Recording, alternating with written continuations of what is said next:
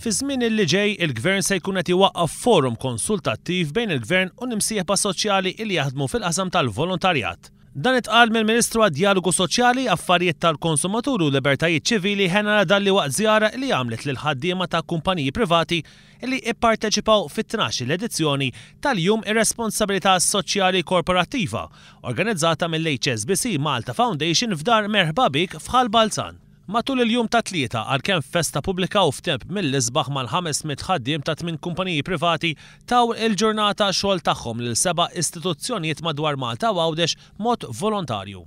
Fl-istess waqt il-kumpaniji taw donazzjonijiet ta' madwar 2500 euro kull waħda sabiex jintużaw għat-tisbieħ ta' Dar Fra Diegu, Dar Qalb ta' Ġesu, Dar Il-Wens, Dar Merħba Bik, iċ-Ċentru Terapeutiku tal-Caritas, lill-Fondazzjoni San Ġan Antid u lill-Arka Respite Center.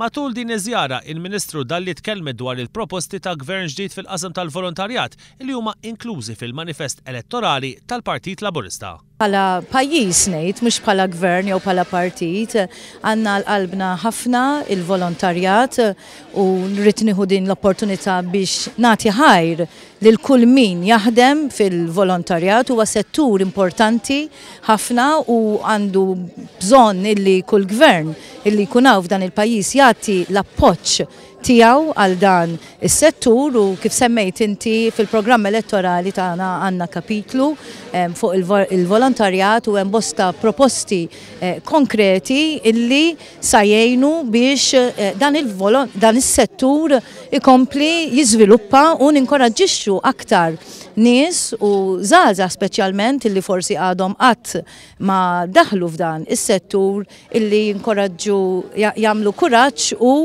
jagħtu lil ħaddieħor mingħajr ma jistennew xejn lura.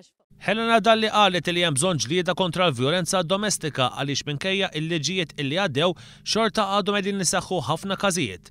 Dar Merħba Bik infetħet mis-storjiet tal-Bon Pastor fl-1980 sabiex tagħti għajnuna immedjata lil nisa vittmi ta' vjolenza domestika. Bħalissa tagħti kien lil 13 mara u 8 tfal fosthom tarbija ta' 3 ġimgħat. Għal din l-attività f'Dar Merħba Bik attendew ukoll l-Aġent President ta' Malta Dolores Cristina u l-Arċisqof ta' Malta Paul Cremona.